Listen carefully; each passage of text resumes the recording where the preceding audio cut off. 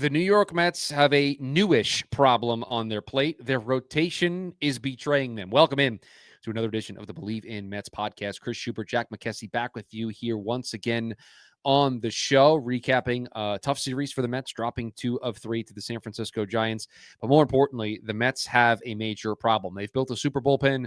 They have offensive talent that's inconsistent, but their rotation has become a major issue. Jack, I would ask you, how are you? But based on the way the pre-show conversation went and the frustration that you and I have right now with this team, I think I know how you are, but I guess I'll ask it anyway. How are you, my friend?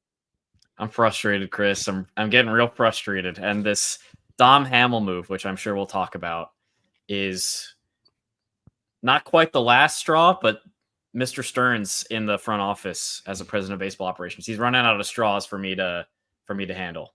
I will take everybody behind the curtain for just a second. Right before I pressed the record button, Jack looked into the camera and did just like this big inhale and just took a breath to try to relax, because we were trying to piece this together, because yes, the Mets did make a move today. Dom Hamill is joining the bullpen. We'll get to him here in just a second. But the big takeaway for me, Jack, from this series over the weekend is not the inconsistent offense, although I think we could talk about that every series with this club. They're just all over the place offensively. Nice to see them break out for 12 runs on Saturday. The at-bats are better. Mark Vientos has an 11-game hitting streak. Is playing first base today. That's how hot his bat is. And he is now playing his way into the lineup, although played his way out of the lineup on Friday night and pinched hit for just Carlos Mendoza not managing very well over the weekend.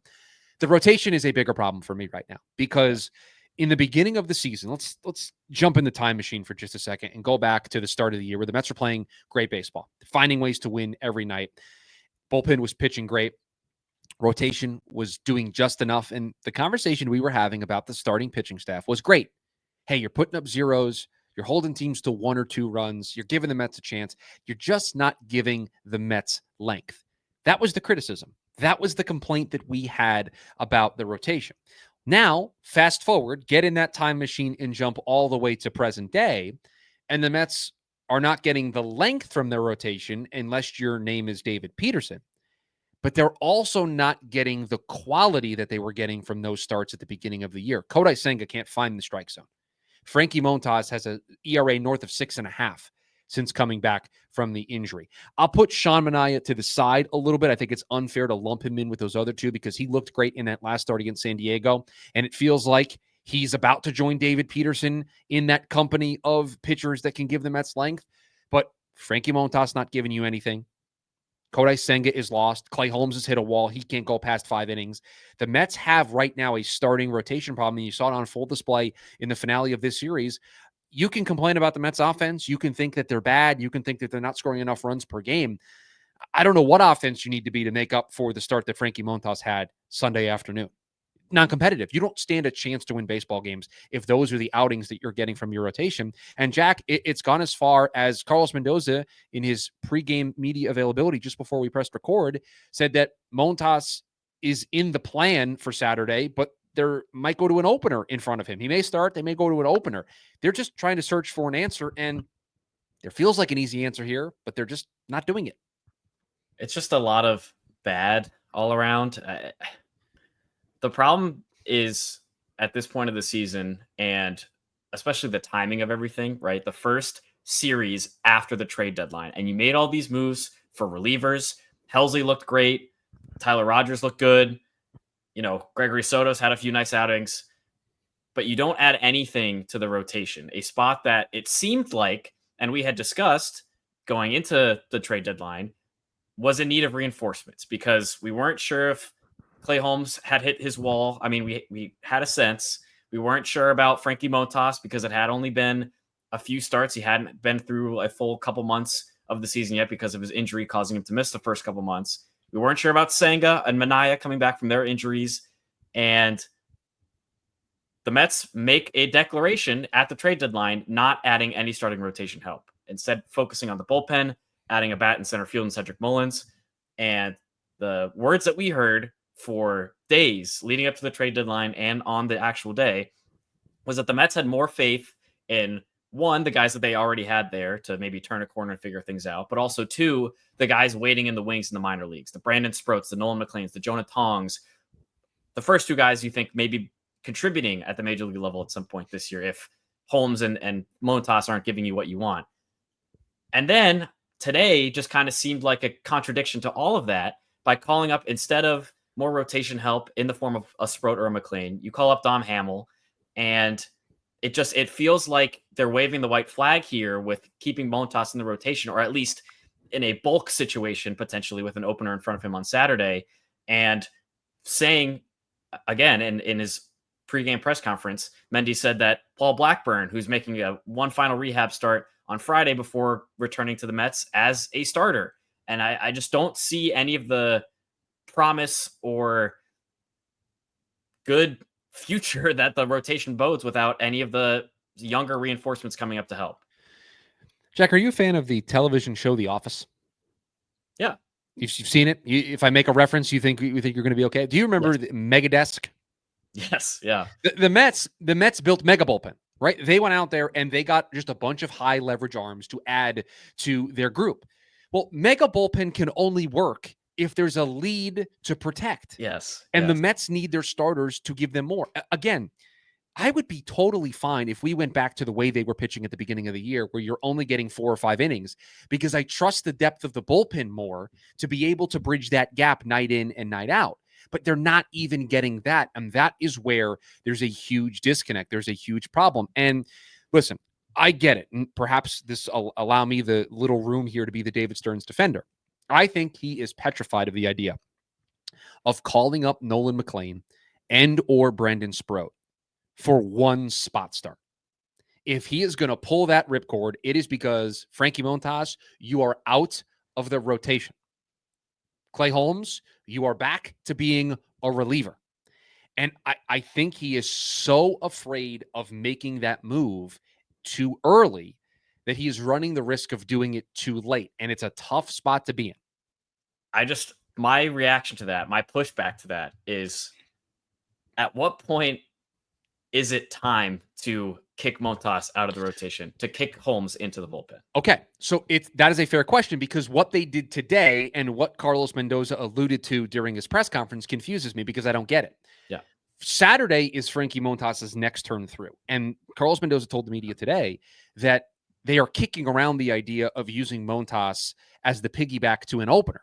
Now, you and I went through the current situation of the Mets reliever depth. And there's not a lot of good candidates to be that opener on Saturday, unless it's just going to be Dom Hamill for an inning or two, because the Mets built Mega Bullpen, and none of those guys you want to use as an opener. So it feels kind of weird to do that. They're your leverage guys. And for those of you screaming, oh, what's Huascar Brazoban up to? They cannot use him because they sent him down, and he needs to be down for at least 15 days before he gets called back up. That 15 days will not be this Saturday. Same thing with Austin Warren, who they just sent back down. So they're very limited. They do have options. Justin Garza could come back up and make that spot if they wanted to move Hamill down. But to me, you've admitted that there's a problem with Frankie Montas because you're open to the idea of not starting him. But your solution is to just slide back when the problem happens in the game, because you're still basically using him as a starter. This is not an issue where Frankie Montas, the third time through the rotation, that's where the blow up happens. So they're avoiding that. This is a guy who pitched 2 innings yesterday and then completely fell off the face of the earth. And I thought the first 2 innings were actually good. He poured in first pitch strikes. 5 of the first 6 batters, he got a first pitch strike to, pitching ahead in the count, being able to utilize all of his stuff. And it was the moment he hit trouble that the wheels just fell off. And so does it matter if you put an opener in front of him? Once the wheels fall off, the wheels are going to fall off. Yeah, exactly. And I mean, Chris, you said it earlier, and I thought you were being generous with your characterization of Montas' ERA being above 6.5. I would have said it's nearing 7. It's a 6.68 right now. Seven earned runs in 4 innings against the San Francisco Giants, who were sellers at the deadline. Not completely, but like Mike Yastrzemski's gone. Half their bullpen is gone. Yeah. Like, this is a team that you should be beating up on as buyers, as someone who's contending for a division title. And I said it before, it feels like you're waving the white flag with these guys, because I understand the fear of calling up McLean and Sproat too early.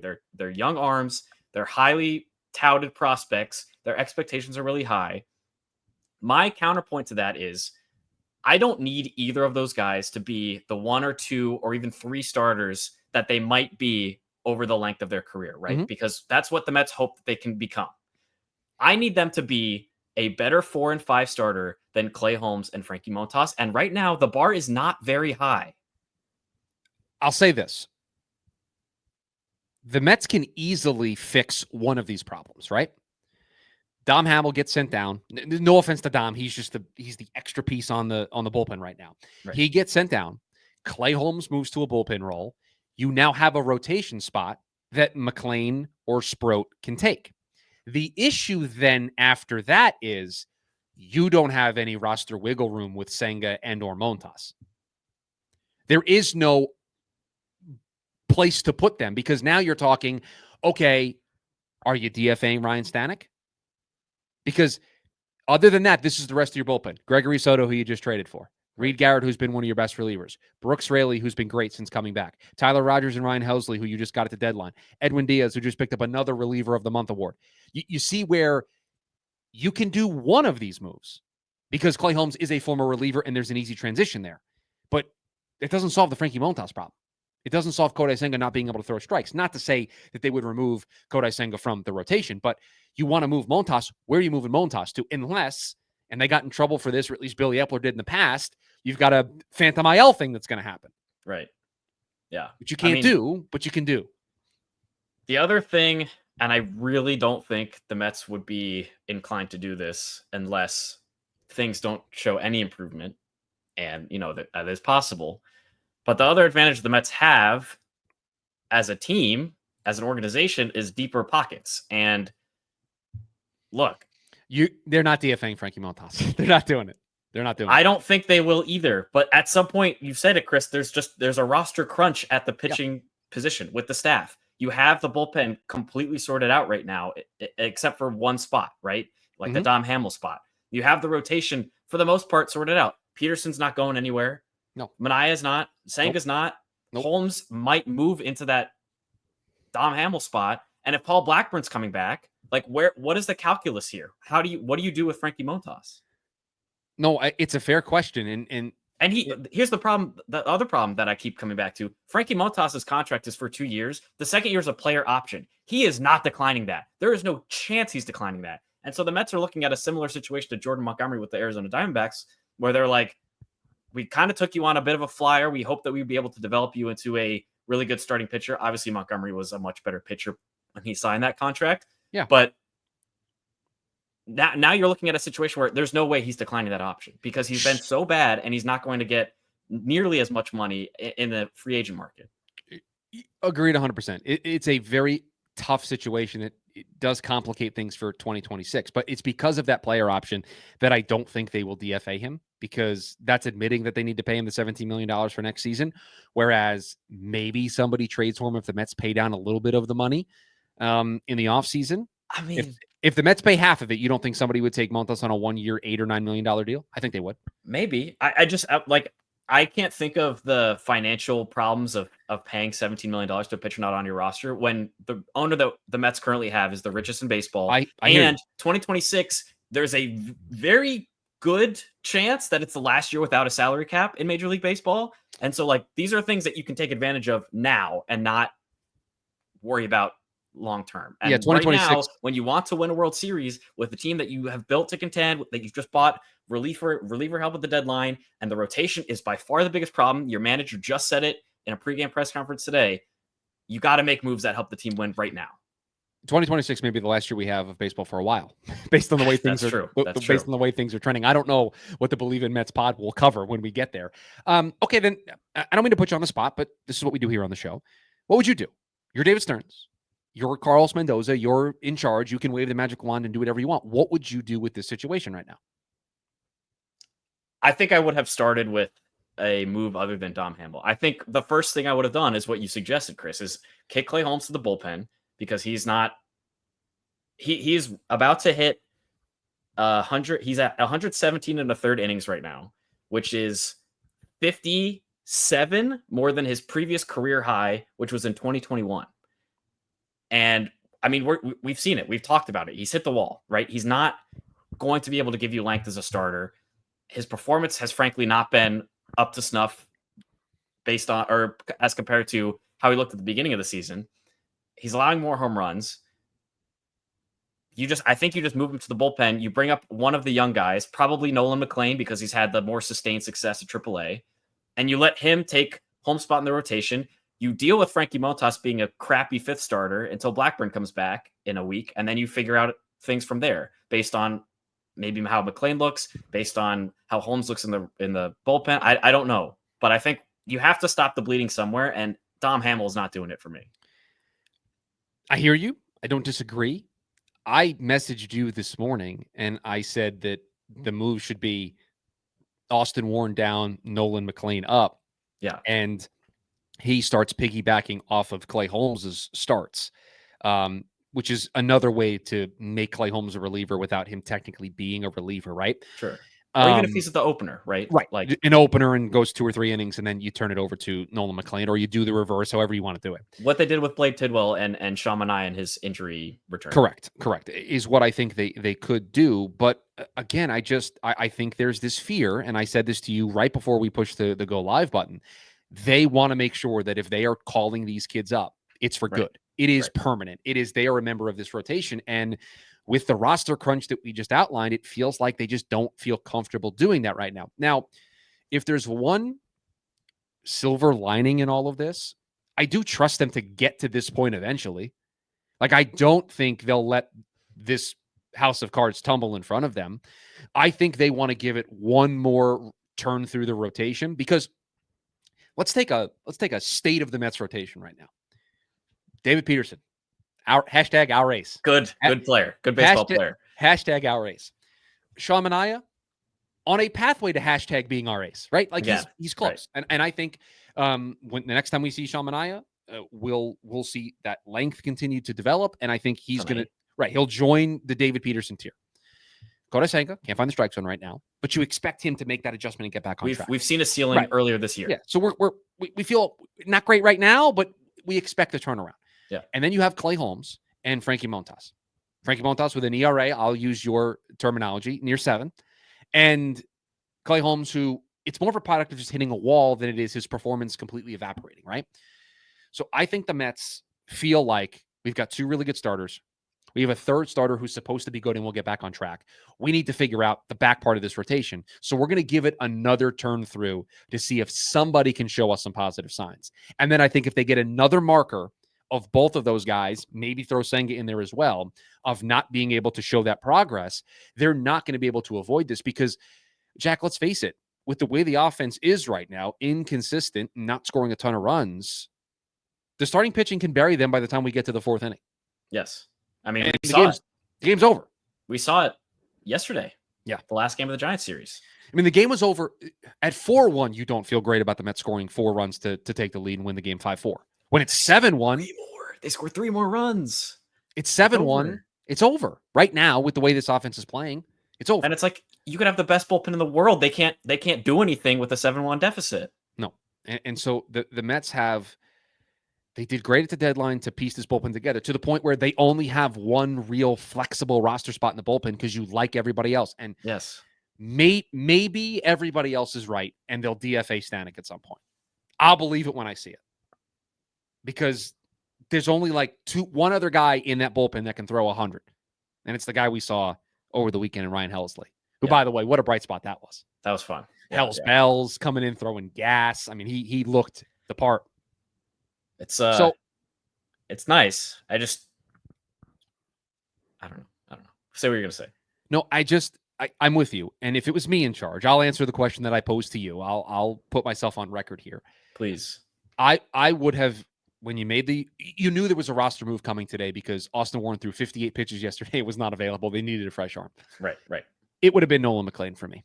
And the reason why it would have been Nolan McLean, or it could have been Brendan Sprott, I don't really care, but it's a tweet that you shared from Danny Abriano, who does a good job over at SNY, writes some Met stuff on a pretty regular basis. But he pointed out that Sprott and McLean are both not anywhere close to what the conventional innings limit would be. Now, teams kind of blow past those limits. They have their own internal metric that tells them where they want the workload for these guys to be. But here's what I do know. Either way, there's a limited workload that these guys are going to be able to give you. And if there is a non-zero chance, if I'm David Stearns, that I'm considering using these guys. I do not want to continue to waste those innings at AAA. I want to get them up and use those innings up at the big league level if I think they are ready. So for me, I would have called up McLean today because, one, I need him. I need to get a fresh arm into this rotation. But secondly, let's say he has 50 innings, 60 innings left. If he goes out there and throws 6 innings, that's just another start that gets taken away from him being able to contribute at the big league level. And so it's a real delicate balance that the Mets have. So I would have gotten him up and I would have did the piggyback with Clay Holmes. That's another way to monitor his innings and keep him on a good trajectory. And that's the move that I would have made because, again, the rest of the bullpen feels fine. And if you want to bring in another arm, then yeah, you pull the ripcord and you DFA Ryan Stanek and you call up another arm. You call up a Dom Hamill, you get Huascar Brazoban back up here, and then you roll with the group that you have. But to me, it has been long past time. Frankie Montas has an ERA near 7. Do we think making him go behind an opener is going to change things? I don't think so. I really don't. Other odds and ends. Mark Vientos starting at first base tonight for the New York Mets. They're getting his bat in the lineup. They're giving Carlos Mendoza was very funny. He called it a half day and he used air quotes around it because Pete's DHing today. They're trying to get him a day off. They also have some interesting built-in off days here in this upcoming stretch to where they're going to be able to kind of get guys some bonus off days. So it'll be interesting to see what he does. That being Carlos Mendoza here. Anything else you want to talk about from the Giant series in particular? I'll just shout out a couple of things. I mean, they're both related to the same thing. It's Pete Alonso hitting 250.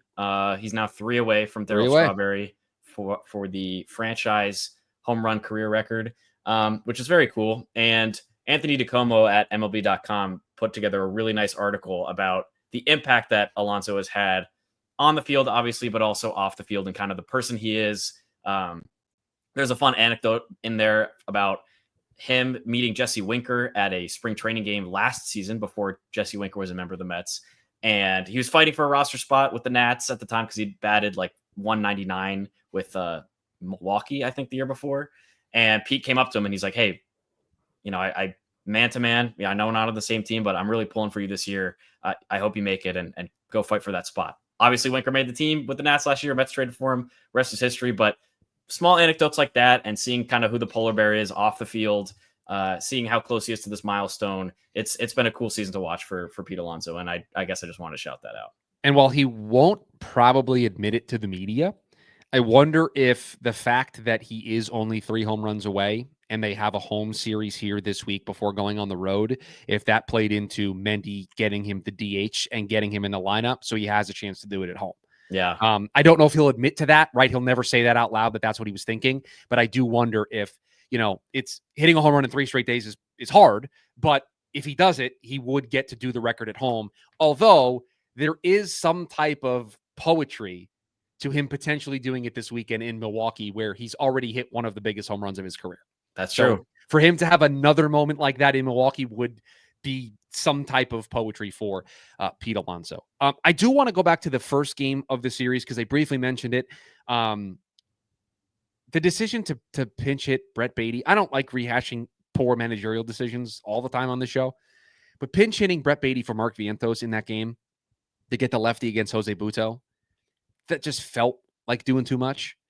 And the Mets and David Stearns in particular, and I've mentioned it here on the pod, they like having all of these guys up and competing because they want somebody to grab a spot and run with it. Right. What Mark Vientos has been doing over the last, at the time it was 9 games, is the definition of taking the spot and running with it. And you know what he's able to do, what he did last year.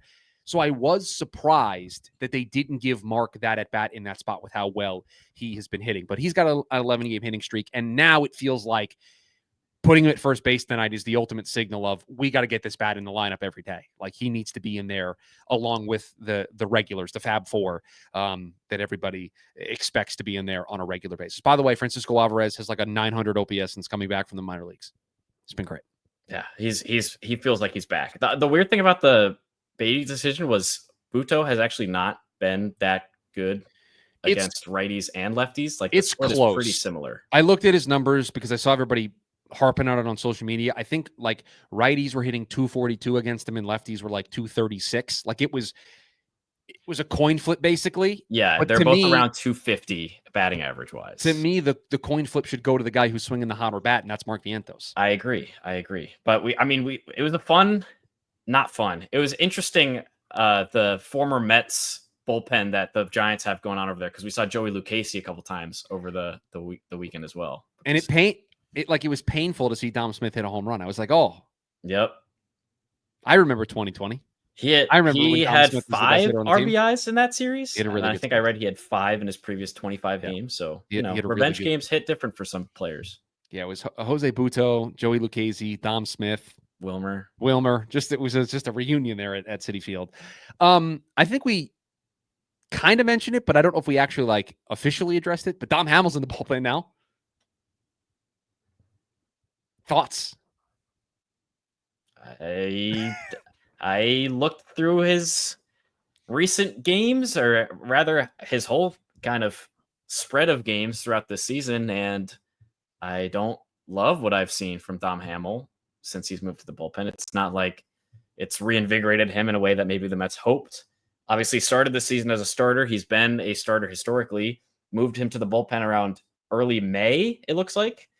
And since then, he's had 1, 2, 3, 4, 5, 6 scoreless outings out of about a dozen. So I told you before we started recording, his longest scoreless appearance streak is 2 games in a row. So, he's coming off of a game where he pitched 2 innings and gave up 3 earned runs, and that's not great either. It doesn't feel like he's going to be utilized in one of the higher leverage spots that the Mets have here over this series and however long he is up at the big league level, but he'll get some opportunities to fill the Austin Warren role, right? Or the Justin Garza role, or the Chris Davinsky role, just the mop-up duty role that the Mets have needed throughout the course of the season. And potentially, if it's a blowout one way or another, he'll get a chance to get in one of those games and make his big league debut.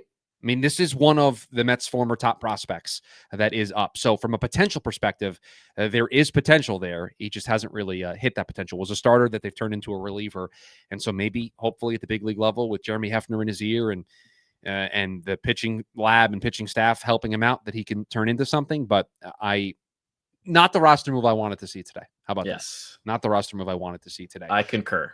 The probables for, and this is never right. Like, I always use Fangraphs, and these teams always make a change on me last minute, but I'll go with what Fangraphs says. Sean Manaea, Slade Ciccone tonight for the Guardians, and then it is Clay Holmes against Logan Allen on Tuesday, and then we finish up with David Peterson against Gavin Williams on Wednesday. Hope to see some good innings from Sean Manaea tonight, I think, is my big takeaway. His last time out was pretty frustrating against the Padres because specifically, oh my gosh, I'm blanking on his name. Second baseman kept getting long at-bats against Cronenworth, kind of elevated his pitch count. So love to see something good from him. There was one other thing that I forgot what I was going to say. Oh, the Guardians have been solid since the All-Star break. I looked into this. They haven't lost a series yet, but again, they've played, I think, the Royals, the Athletics, the Rockies, and most recently a stripped-down Twins team. So not playing a who's who there. That's not a murderer's row of quality baseball teams that the Guardians are drawing. Honestly, you feel confident thinking with Sean Manaea and David Peterson on the mound that you can win both of those games and take 2 out of 3, right? And then you're just hoping that maybe Clay Holmes can just find it again, right? I mean, I think that's it's tough because Kodai Senga has been brilliant when he's been on, but right now I think my confidence level is the strongest in Holmes to go back to the 3 of the 3 of Montas, Senga, Holmes. Sure. Right now, I think it would be Holmes, Senga, Montas for me, and confidence that they're going to be able to turn it around. Yeah. I mean, I think Holmes can give you 5 innings of okay pitching. Right. 5 innings of we've got a chance to win a baseball game. Senga's given you less than that of worst pitching, and Montas has given you less than that of the worst pitching.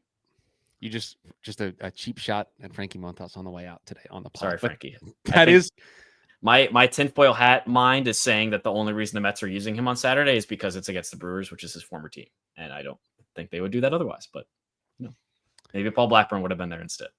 That is going to do it for us here on this edition of the Bleav in Mets podcast. A frustrated edition of the show, just wanting this team to get the quality out of their starting pitching. And again, you said before the deadline that if we didn't add a starter, we would we wouldn't have a problem using these guys. Yet it feels like you have a problem using these guys. So that's, I think, where the frustration comes in. Well, hopefully with the 3 starters that they have going in this Cleveland series, that they can get back on track and that the Pats can get hot. We are back on Thursday to break down this series, to get you ready for the 3-game set in Milwaukee. And perhaps we will open Thursday's show talking about Pete Alonso being the Mets all-time home run leader. You never know what may happen in a series against the Cleveland Guardians. If you are new here, please rate, review, subscribe to the podcast wherever you are listening to us. You can catch the video version of the show over on the YouTube channel. Just search Jack McKessy, McKessy, and you can see the video version of the show there. We are back on Thursday to break down this Guardian series. Enjoy it. We'll talk to you on Thursday. And as always, let's go Mets. Let's go Mets.